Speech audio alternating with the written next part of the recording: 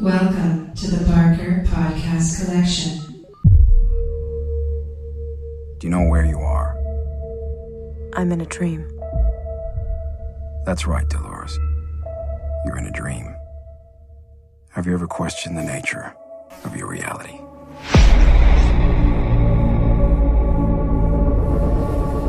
Welcome to Westworld. No orientation. No guidebook. All our hosts are here for you. In this world, you can be whoever you want. Are you real? Well, if you can't tell, does it matter?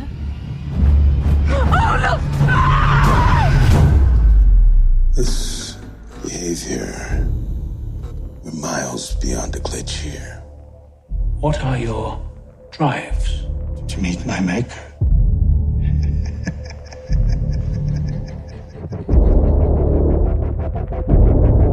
I'm terrified. I feel spaces opening up inside of me.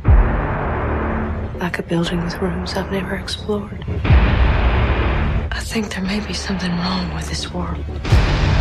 Something hiding underneath.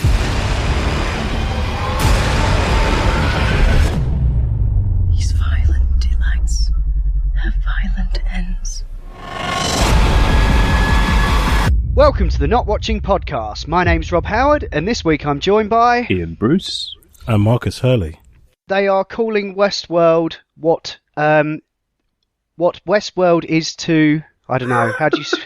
Westworld is to sci-fi what Game of Thrones is to fantasy. Indeed. And how do we feel about that? I mean, the pilot aired on Sky Atlantic the other night and on HBO in the States, and I thought it was pretty good. I think you thought it was so good you've watched it multiple times, Ian. Yes. Right? And I almost have. I thought it was very good. Really, very good. What was it about it that made you want to rewatch it?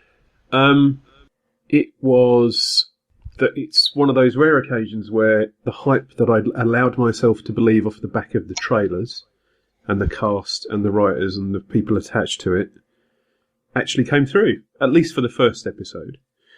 And I was expecting it to be more like the film, and it certainly is like the film. Are we doing spoilers for this or not doing spoilers for this? If you haven't watched the pilot yet, then maybe skip this episode until you have. We can go into spoilers on it. Why not? There's quite a lot to get into. So I think it might just be I liked it, I didn't. If we don't. Yeah, well, I mean, we can set it up. Basically, this is based on the film that was written by Michael Crichton before he wrote the book Jurassic Park. Jurassic Park was kind of him writing a book based on a lot of similar ideas that this had. The original film came out in 1973, and this is HBO kind of taking that idea and spinning it out into an HBO type show. It's been written and directed by Jonathan Nolan, brother of Christopher, who's also done a few other shows like Person of Interest. I think he at least started, but I don't know, that was a network show. This is kind of on a different level in terms of budget, I would say. But the basic concept is that there's a park where it's like a Wild West theme park where people can spend a bunch of money to go in there and live out whatever fantasies they like. And it's populated by these AI creations who look incredibly lifelike, and they're all kind of set along various plot lines, and that's where it really grabbed me, actually, was the kind of way that it's all set up, not unlike a kind of big video game, like open world video game, where you have characters kind of all progressing along a path, but then, you know, one of the park attendants, or newcomers as they call them, will kind of interrupt that program, sending them off on a slightly different path. And that's where it really got its hooks into me as a concept. And they also hint at other places this could go. I think there's a lot of potential. Yeah, the movie went to medieval world and Rome world or ancient world. Oh, did it? That's when it all kicked off. I have to admit, I have not seen the original movie on which it's based. I'm not sure it will have aged well. Maybe it has, but it's worth it just to see where Jurassic Park came from. Yeah. Because Jurassic Park is dinosaurs gone mad, and this is Yeah. robots gone mad in the same kind of theme park environment. It's proof of concept, isn't it? But it worked so well. I remember being terrified of mannequins after that as a kid for a while. Certainly didn't like Yul Brynner for a while. No, he was amazing. Yeah. Yeah, well, that's interesting. One difference that I'm aware of from the movie is that the Man in Black character in the original movie, spoilers for the 1970s movie, he was actually an android, right? Yeah. Was that a twist in the movie? I don't know. This was the bit that I wanted to mention because I went into it expecting the Man in Black, played by Ed Harris in this version. Yeah. I expected him to be a robot, but he appears to not be a robot. Or is he a robot who's become sentient and self-aware? And I would like to believe that it's the latter. Yeah, well, that's interesting, and the way that the way that you're kind of introduced to the show and the protagonist is that you're not really sure who actually is a robot or not at first. That was really very good. Yeah, yeah. So, and there's no need to go into the specifics of that, but it did set up kind of a very similar mythology to another great TV show, Battlestar Galactica, which was very much about like who is the AI and the meaning of it all and stuff like that. And I feel like it's been long enough since that show to bring it up again. That was. I don't know. I didn't really think of that at all. I mean, it's a fair comparison, but I didn't really think. Well, that wasn't until later, was it? It was sort of like Who Are the 12? Yeah. That was kind of the waning part of it. But also in Battlestar Galactica, it's not necessarily just the who is the Cylon aspect. It was the fact that what does it mean to be a Cylon and the whole kind of... that bit. That's proper classic sci-fi, isn't it? Yeah. If I'm not a human, then what am I? And why do I think I'm human? Yeah. So... yeah, it's really well made. It's got an amazing cast. Anthony Hopkins is in there. I wonder how much of him we'll see. Although it does say 10 episodes on our IMDb, so I guess he's going to be a regular. I think he will be in all of it. I think he's. Yeah, he was great. He was really good. His scenes are small but powerful enough. He doesn't need to be like a full front character in it. He's the voice that kind of once all the main people in the corporation are beginning to falter and think ahead of themselves, he's almost like the leveling voice of reason.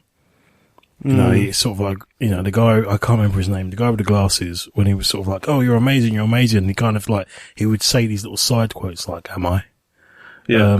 And he's kind of like, he's almost like the God character. He seems to be the creative that is always unsure of himself, so he keeps just throwing extra bits in and pushing it and doing extra stuff. Oh, that's it. Yeah, because he's introduced these like what they called flourishes or something. Yeah. That's causing them to act a bit strangely. Yes, but making them even more human, which is that kind of shit I really like. Yeah. Because that has a parallel with my work, at least. Not that we build AI and anything, but it's just I just threw this in to see what happened. Yeah. But you can also see how that's going to cause the problems, can't you, further down the line? Because absolutely. Well, as a software guy, I absolutely can see how that's exactly. Yeah. Yeah. And there are a lot of parallels between this and between if you're a software developer, you will go, yep, that's how it is for a lot of this. With you going, well, I just can't make it work, and everybody's going, but I fucking told them we can have it. And the other bit characters, to be honest, the humans or the corporates running the park seemed to be the biggest monsters for me so far. Apart from the Man in Black, obviously, he shouldn't be around sharp instruments. Yeah, but everybody else seemed to be. It's weird because it's like with Westworld. You think, oh wow, what an awesome idea! Go to a theme park that's out the Wild West, and you could do anything. And as a child, you obviously had a minimal list of things you could do. But as you get older, that list becomes a little darker, perhaps. Well, maybe for you guys, not for me. I'm a good Christian. But for me, it was a lot like Lethal Weapon, which we got to last week and we'll get to next week. In that when I was younger, I liked this concept for different reasons, but now I'm older, I like it for the much more for the human interaction reasons. So the Hopkins character who's running the park, and he wants everything to be the best they can be. I like him because he's flawed, but he has the best intentions at heart, and he wants the objects to be wonderful, and he likes the old guy that's been in storage for ages, and he's, he likes his creations. But he's flawed, obviously. Yeah. He's definitely the guy running Jurassic Park type thing. Oh, but we can do this and we can do that. And yeah, hold on. Yeah. He's almost a bit like a humble John Hammond, but he's still John Hammond. Yes. Like you said. But maybe Hammond was like that before he got to the stage where he was at Jurassic Park. I mean, there's a lot of similarities between Westworld and Jurassic Park. A lot. But this took me away from that very quickly. Once the kind of twist, not the twist, but the uncertainty about the Man at Black happened within the first about 10 minutes, when that just all went a bit... Oh, that was brilliant. You've taken my expectations and just smashed them, and it exceeded them as well. Excellent. Okay, cool. That's not what I was expecting, but count me in.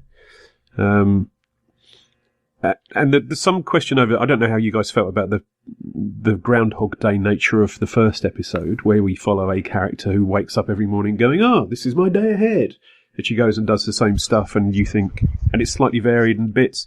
And that did remind me of an MMO, because if you pick somebody up in a online game and do a quest with them, the next person doesn't see them there, but if they go to them the next day, they're probably there going, hello, I need 20 rabbits.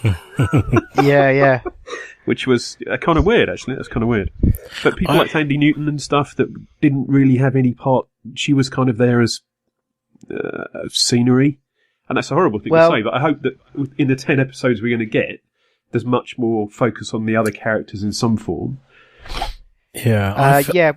Sorry. They've all got, I think she's quite high up the bill, so I imagine we'll get to see a bit more of her later and,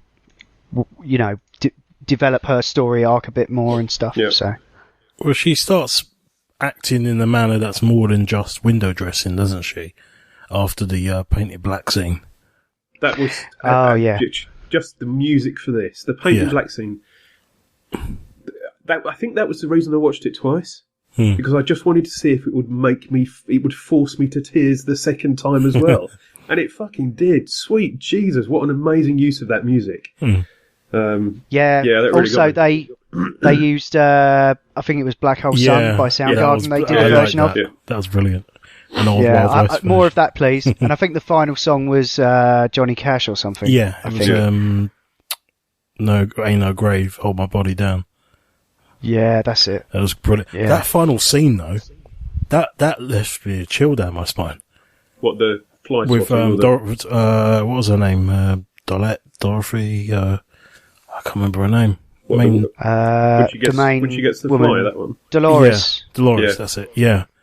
So one of the reasons that I wanted to watch it again was it was a lot like The Phantom Menace or Force Awakens for me the first time. I was so excited for this. I was just going, whee! all the way through the first time. And I'd missed the bit where they'd said, they'd know, these robots, they wouldn't even hurt a fly. But they ask her point blank, would you ever harm a living thing? And she goes, no. And then they say, oh, would you lie? Are you lying? Would you lie to us? No. And I turned to Suze and I said, but if it's lying, how would you know it's lying? Because it's lying to you now. And I love the fact that they set that whole scene up because, like, near the start, we have the fly go across the eyeball, which was a proper cringe moment. Yeah. And then the other time, you see the other guy when he's sitting in sort of standby mode and the fly's going towards the eye. So that was always a constant thing, building up, and then you see it at the end. Yeah. And you think, it's just a fly. Oh, shit. I found it much more accessible than the first episode of Game of Thrones, but then it doesn't really have a gazillion pages worth of backstory to follow up with. Yeah. And that might make it a better... there's nothing wrong with Game of Thrones, of course, but sometimes you watch a whole season and go, so somebody died at the end, right? Yeah. Because it's just so fucking complex. But this, although there's a lot of enormous actors involved, not big, but of stature actors involved, I can't see it being the sprawling, intertwining political intrigue of Game of Thrones. It seems something that would be a lot more accessible, would have could do more sci-fi in a traditional way. And I'm up for it.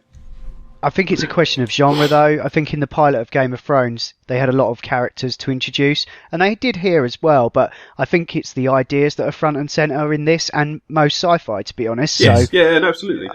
And I think that's why I prefer sci-fi. Just looking at the Wikipedia page, it's interesting to spot that Vincenzo Natali, who wrote and directed Cube, which is one of the most awesome sci-fi films ever, if you've not seen it. Have you seen Cube, Marcus?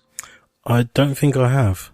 Well worth a look. I need to. Okay. Not a family movie, quite horrific. Cool. But it's a movie made in one set, basically. It was made on what's a he tiny doing little on budget. He's directing episode 4. Oh, brilliant! Cube. He's done a lot of. He did some Hannibal episodes, I think, as well. Oh, did he? Yeah, Okay. yeah, and that movie Splice. Which was okay. He's been on the Slash Filmcast a bunch of times, and he's said some really interesting stuff about how difficult it's been to get his own movies up and running. Yeah. So he's been doing a lot of TV stuff, I think, as a result. But yeah, he's done some. Oh, he's doing some Star Trek, the new series. Okay. American Gods. Oh, he did an episode of Luke Cage as well. Oh, and Neil Marshall's doing the third one. Yes! Oh, he did the episode of Luke Cage that I said is worth sticking around for. What, episode 4? Oh, wow, okay. Don't you think he started with Dog Soldiers, hasn't he? Jesus. Cool, good for him. Cool, yeah. Any other thoughts about Westworld then? I've got one. I just wanted to quickly mention that the performances of the AIs when they're a little bit broken and stuff, God, yeah. I just thought was really outstanding. Yeah. As Reddit and many others have pointed out, the bizarre use of CG for stuff to make one side still and the other side doing weird looking face all over the place. Oh, what, on people? Yeah. Yeah. Ah, I didn't think about that. That was just, there was a lot of the weird stuff like that was CG. Yeah, they have put a lot of production into this. It looks fantastic from top to bottom, doesn't it? Some of those big wide shots, all the sets. Yeah. I mean, the sets look a little cartoonish, like in terms of. Very sure I've seen that Wild West town in other things in the US. Normally cop shows where they happen to come across a criminal in a Wild West set. Yeah, true. But then funny enough, I think that might be a double joke. Because you are watching something that's based in a theme park. Well, yeah. Yes. So the idea of it being a stage town, and you kind of think, I've seen it before. No, that's fine. I think I saw it in an episode of Castle. That's the only reason that it made me laugh. Probably, yeah. Well, speaking of which, I kept thinking the Serenity was going to land at some point, and they're all going to come back. Yeah, that was a bit looking for Badger. Yeah.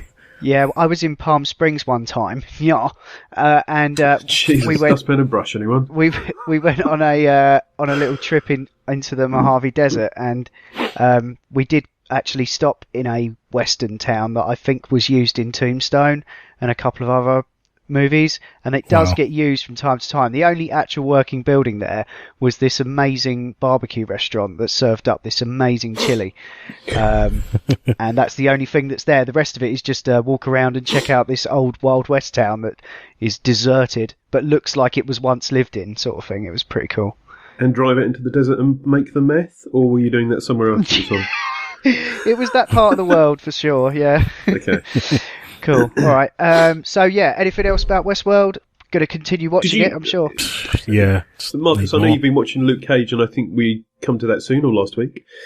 How did this compare to Luke Cage for you? I know they're very different things, but is this Luke Cage? I found to be quite a general enjoyable watch. I admittedly didn't watch any of the trailers or anything for Westworld. Okay. I just knew it was coming. So I went in cold. So literally off the back of Luke Cage. Yeah, I was. I gotta say, this is definitely out of two. This is definitely more my favourite. There's something about the vibe. Yeah, it's the vibe of it. It's just something. I've only seen one episode, and I'm just staring at the logo for it, the poster for it on IMDb, and I'm getting absolute chills down my spine. Just it does look like the Wayne Yutani logo, though. That's the only thing. Yeah, I know, but still, there's something weird about it, and it's just that opening sequence as well when you've got the horse running, and you've got the machines. The intro drawing on the stuff sinew parts of the muscle and all that, and then building the rider on the back, and she's got the gun. And one day, and you 3D just think, printers will do all of that. Maybe it did remind me of. It did remind me a little bit of Black Sails, the way that intro is. Now you've ruined it, Marcus. Now you've ruined it. No. Yeah, but a strange intro that's fairly long. Yes. With lots of symbolism and various other bits and pieces, and a haunting track for it. They're nothing the same in terms of substance, but I was expecting fairly high production values, but this really is HBO getting their fucking cock out, isn't it? And just it is have this and asking you to hold it while they rub it across your face. Yeah. And just asserting themselves as the premier kind of TV, if you can even call it that, provider. I think they've definitely raised the game. So watch out. Yeah. The fact that they've got so many actors that you've seen in film and various other bits and pieces, and that was one of the weird things, because sometimes you get like one or two maybe and stuff, and just a couple and even here and ones there. That you think, I think I've seen him somewhere before, but you're not sure where. It wasn't like just the first episode. You just think, and it was just everybody could headline a film of their own. Really, most of the people could certainly. Yeah, I mean there was Jeffrey Wright. He was the chap who was kind of the doctor guy who was doing a lot of the tests. He's been in a bunch of HBO stuff, and he's very cool. He's got an excellent voice. Yeah, and I didn't spot Luke Hemsworth. Who was he? Was he? He may not be in it yet. No, he is. He's one of the security guys. Is he one of the? Oh, he was the guy who said about the. Was he the one who said about the coolant being busted? No, the lead security guy. Possibly. Is he one of the Hemsworths? Or yes. Who is it, Liam or Chris? No, it's he. Oh. I don't think Which he one is. is it? Oh no, he is the older brother of Chris and Liam. I didn't realise there was 3 of them. They're the new Baldwins, aren't they? Yeah. Oh no, don't say that, Jesus. It's going to be Meet the Fours. You got 4, you got 5, and you got 3, and they're all. Well, I'm waiting for Thor. And I want to go with 3 of my mates, so I can go Thor for Thor. Sorry, that's shit. But I can see you doing it though, so that's a bit horrible. Yeah, definitely. This has been the Not Watching Podcast in partnership with notlistening.co.uk, where you can also hear myself and Ian talk about video games and virtual reality on the Not Playing Podcast, and Adam, Ash and Will talk about all manner of funny things on the Not Listening Podcast. The episodes are up now. You can email us at notwatchingpodcast@gmail.com, or you can tweet at or follow us on Twitter at notwatchingpod. You can find the show notes for this show at notlistening.co.uk, and if you're listening to us on iTunes, then please do give us a review. Anyway, that's all for now. Thanks for listening. See ya! Kuna Matata.